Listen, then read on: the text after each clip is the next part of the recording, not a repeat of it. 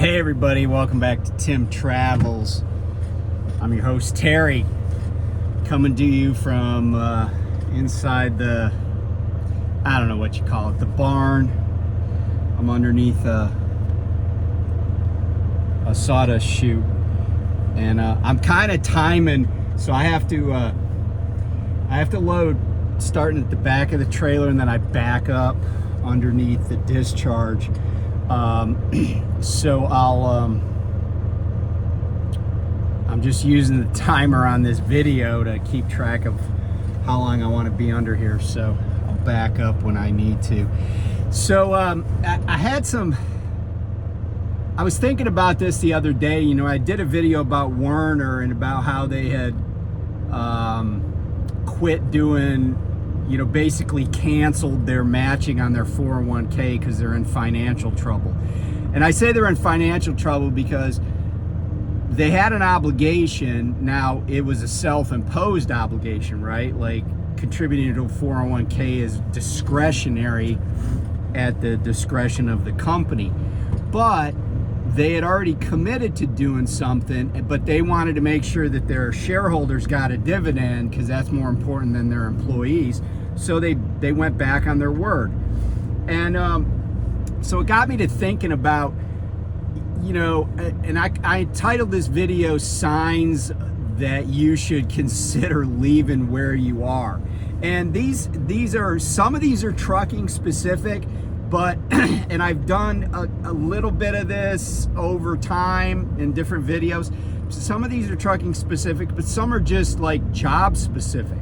Because, you know, I just hear so many things about people getting, you know, treated like crap at jobs. It's kind of funny. I was just on Craigslist, and I just happened to be on the Harrisburg, Pennsylvania Craigslist, and there was an Econo Lodge.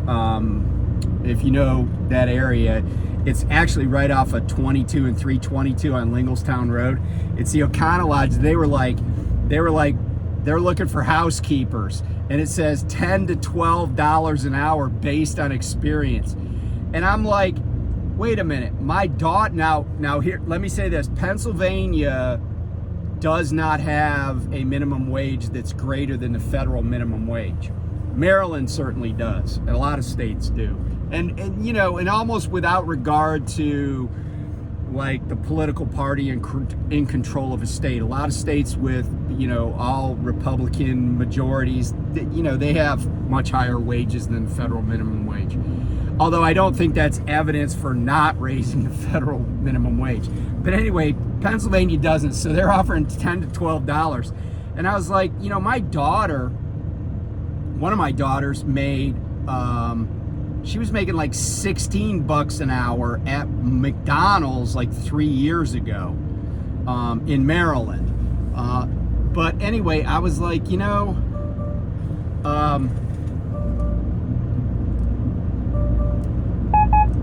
sorry, I'm just overriding the idle cutoff on my truck. So, but what's really weird is that I went to the Google reviews for this Econo Lodge, and review after review was like, this place is a dump, it's dirty, blah, blah, blah. And I'm like, you know, who are you going to get for $10 an hour that has to drive? This isn't even a location that's like close to a neighborhood where people could walk or whatever. Even in Pennsylvania, right, $10 an hour, I mean, you know, it's just ridiculous what people want to pay. And then I saw another ad on the same Craigslist, $13 to $14 an hour for caregivers. Like, do you really want somebody taking care of your you know, beloved great aunt that only makes $13 an hour? I mean, I know I don't. But so let's talk about some of these signs. So one of them that I kind of alluded to is when you see a degradation of benefits. It doesn't always mean that your company's in financial trouble. It sometimes just means that your company cares even less about you than they ever did. But, you know, and I do know that from having run a business that when you have medical insurance for employees, sometimes the program changes and there's not a lot you can do about it unless maybe you want to pay significantly more. And some businesses maybe they can't make that adjustment because premiums are going to go up every year anyway. So, but when you see a company that backpedals on very basic benefits, like a 401k contribution, you know, that's a telltale sign. You know, that you might want to look elsewhere, right? Like benefits are important, but a lot of them are not worth very much because companies are so cheap. But another reason that you might want to like look elsewhere is you're getting gaslit. You're getting lied to all the time. You know, one of the things I hate about the trucking industry is that so many people in the trucking industry that aren't drivers think drivers are morons. And you know, you got driver managers, fleet managers, planners, whoever, you know, even maintenance people lying to drivers all the time about all sorts of stuff that they really they shouldn't be lying about stuff anyway, but there's no need to, because you know, that's the other thing, is that if you're afraid of the truth, then it's another way of saying I don't trust that the person I tell the truth to is gonna be able to deal with it. But that's not really true, right? Like, truckers know that things are gonna go wrong and there's gonna be holdups or whatever. Another reason that I think, you know, and that goes for everything, right? Like you're working there, you shouldn't have to figure out stuff on your own about the company's direction. You know, when I had my firm and I knew like we lost a big client, I would say, you know, I told people, I was like, look, we're gonna keep doing this as long as we can, but here's what's going on, and I don't have a problem with anybody looking for a job.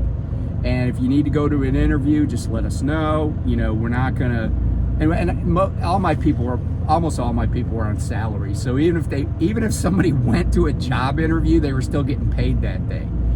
You know, I'm not gonna, you know, try to ruin things because somebody wants to look for a job. And here's another thing. I have a friend who just got laid off from their job, and they're skilled, they have a trade, but the company they work for was struggling for business. And like, sometimes my friend was only getting enough work in a week to, you know, make $400 or $500.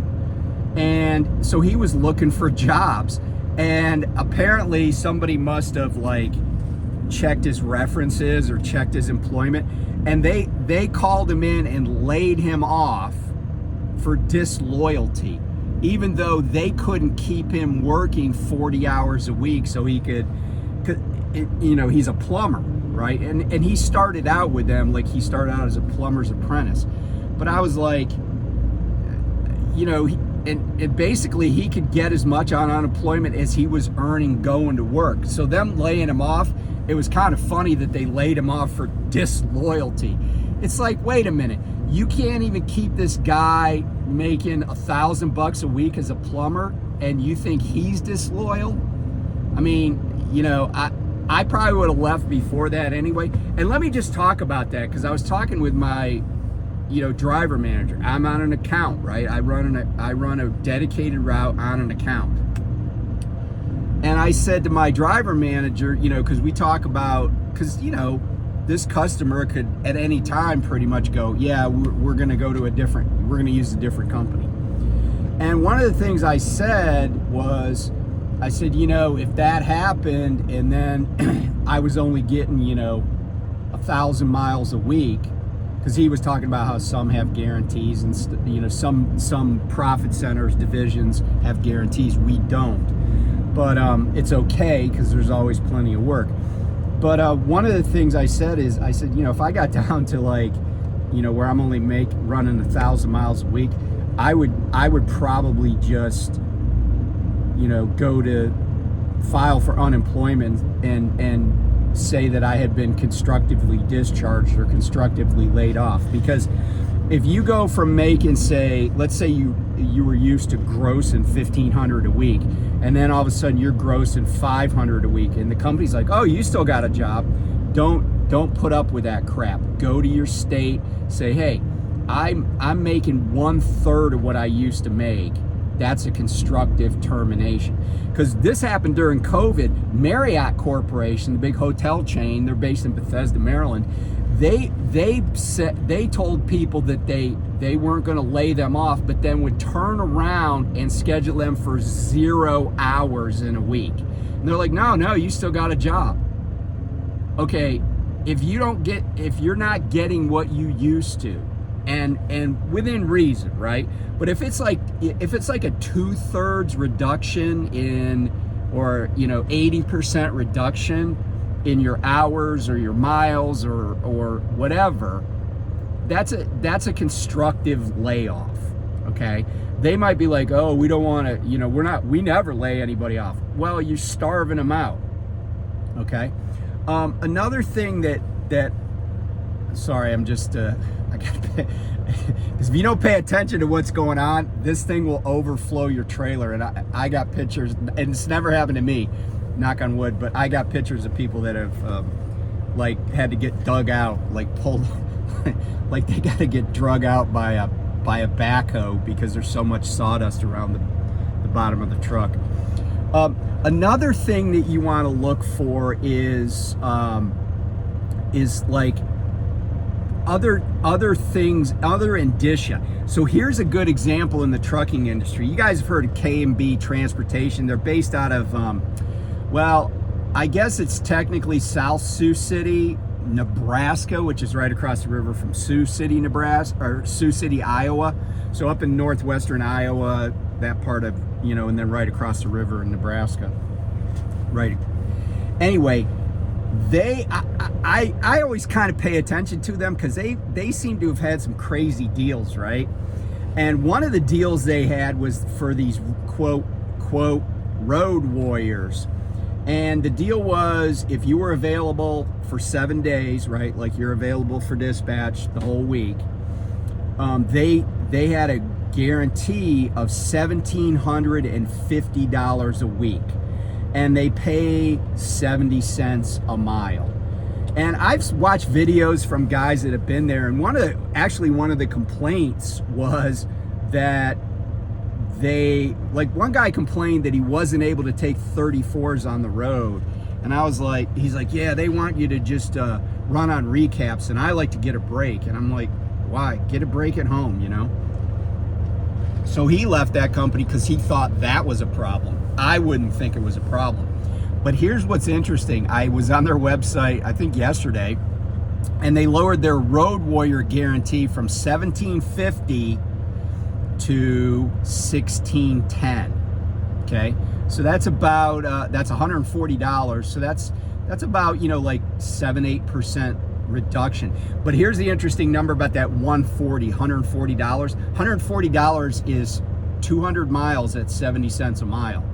So what I think is going on at K&B is K&B's like, look, we don't have the miles to cover that, because any trucking company that has a guarantee, the guarantee basically means they're betting that they can cover the miles that it's going to take to get you based on the CPM to that minimum. So they're not actually paying you for work you didn't do.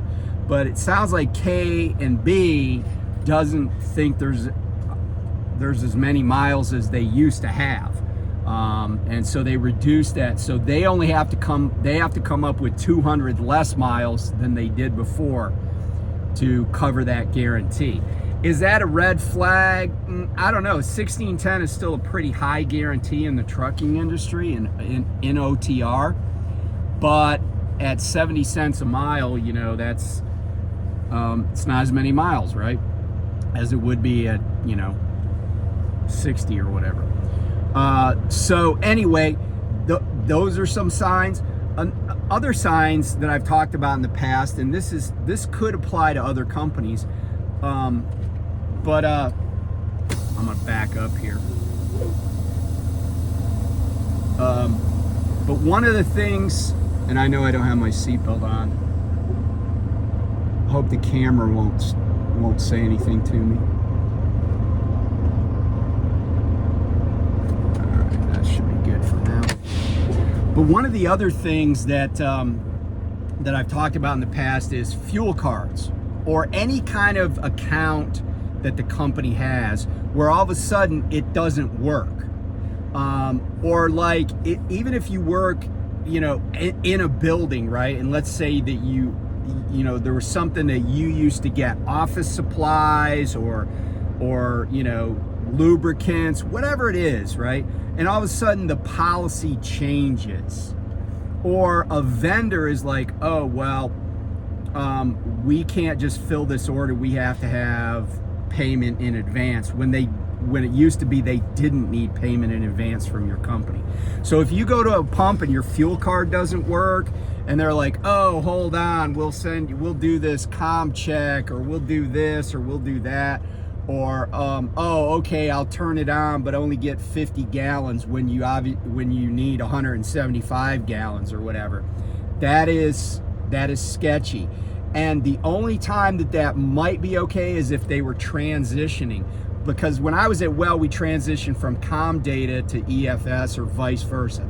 But it still went pretty well. Like, it wasn't like there wasn't a big issue with the switchover. It happened, there was actually a overlap period. So it was pretty seamless. But if you see something like that, that's a red flag. I'll tell you another red flag that happened at a law firm I worked at. We were told, oh, there was a mix-up with payroll, and I don't remember what payroll service my company used, either ADP or Paychecks.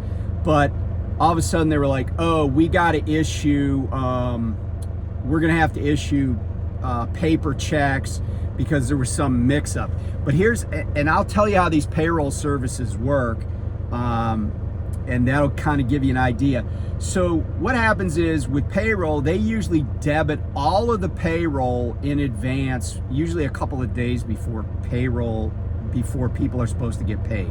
And then they withhold the taxes. And one of the ways payroll companies make money is they get interest off holding the taxes, because the taxes usually only have to be paid on a monthly or quarterly basis. So they kind of get a float on that. Like ADP makes money by just having all those taxes sitting in escrow and interest-bearing accounts. But anyway, they get that money in advance. But let's say that they go to debit the company's bank account. Let's say, we just use round numbers, it's $10,000 that they're owed. That's going to cover payroll plus taxes plus, you know, like matching funds for 401ks, whatever. Well, if they can't debit that, let's say the account does not have $10,000 in it. The first time, usually those payroll services, the bigger ones like ADP or Paychecks, they will just cover payroll and do payroll the normal way. But then what they'll do is, obviously they want the money because now they're fronting the money for the company's employees. If they don't get some resolution very quickly, then what they're going to do is they're going to say, okay, well, you know, the following week or following 2 weeks, if the money's not there and they try a little earlier, then they're going to say, hey, you know, let's say they get the money last minute, like they couldn't debit the account at the time they wanted to. Then what they'll do is they'll cut paper checks because they finally did get the funds in, and they'll overnight them to like the office, and people will have to pick up paper checks. And my firm, they were like, oh, there's some mix-up, we're gonna have to give you paper checks. Well, then they didn't get it fixed. And what I started doing is, when I got my paper check, I would immediately leave the office and walk to Bank of America, which is, the checks were drawn on Bank of America, and I had an account there, and I would immediately deposit it. But I even did that one time, like after a couple weeks, I was like, this is sus. I went and deposited, and my brother-in-law was an associate attorney there. He had just gotten out of law school. His check bounced, okay? That's and by the way, all of us were looking for jobs at that point. That's another thing. If there's anything that's not right with payroll, that's suspect. And you got to start looking for another job, because companies that are on solid footing and they're taking care of stuff, well, a lot of these things just don't happen. They just don't happen. Like when I had my law firm, and we weren't even like super flush with cash or whatever. I mean, I wasn't some huge operation. I had like at the most ever, I had like maybe 20 employees, 22.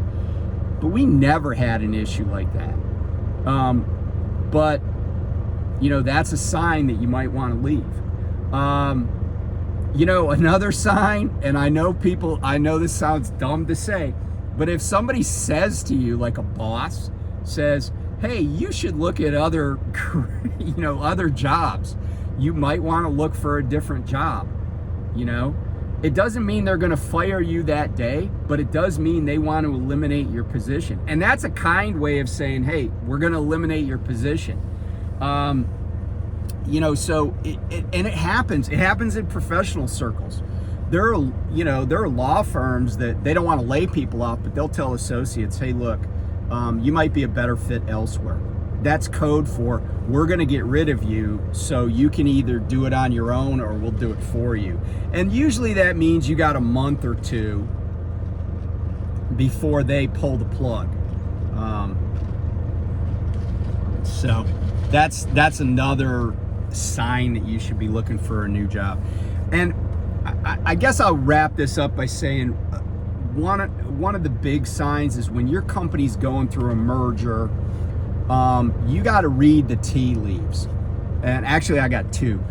First, if your company's going through a merger, getting bought out by anybody, you got to read the tea leaves. I lost a job when the law firm I was at, and I didn't see this coming, but I lost a job because I had a fairly high salary because I was a more senior attorney.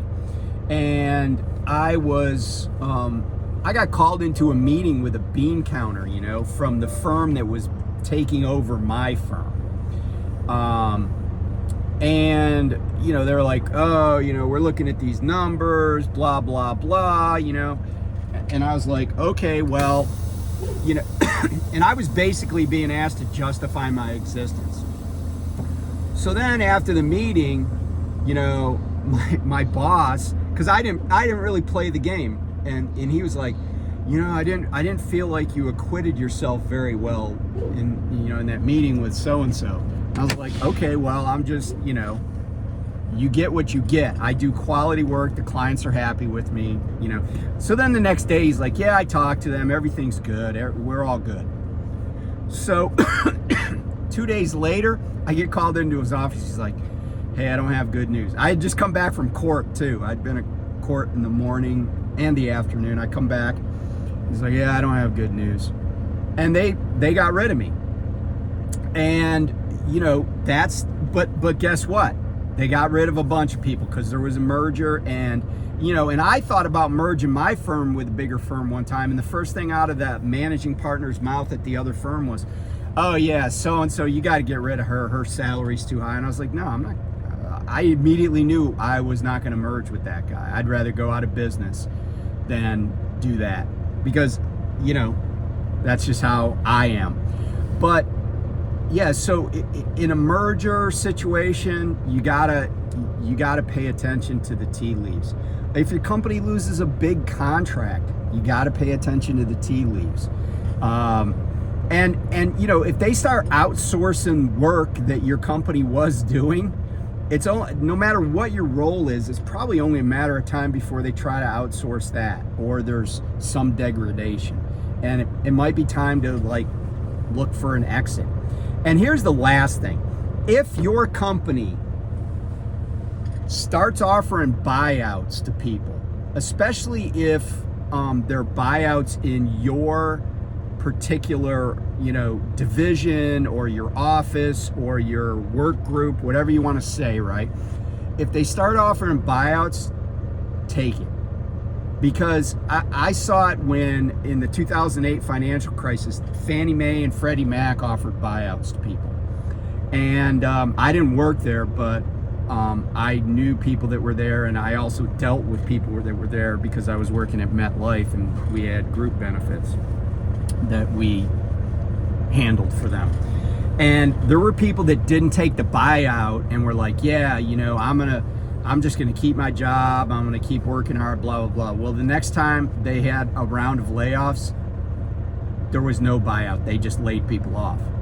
So if your company's taking a buyout or offering buyouts, you know, figure out what makes sense, but probably take it. Because if they're offering buyouts, unless they specifically say, hey, we want to reduce force, we're not firing anybody, but we will offer buyouts. And here's the other thing. If you get a buyout, please put that money in a savings account, invest it, but don't pretend like you hit the lottery, because you might be out of work for a while. Or, you know, you might not be able to find a position that pays the same as what you were making. So anyway, I'm not overflowing yet, so that's good. But I do have to wrap this up. But anyway, be safe. By the way, kids are still in school, so if you're driving through small towns like I do in your truck, just be careful, because some states, like Pennsylvania's out, but Maryland, New York, they're still in, and I'm pretty sure that's true in a lot of places. So just watch out. It's not summertime yet for a lot of kids. So anyway, I will talk to you soon. Be safe, and yeah, see ya.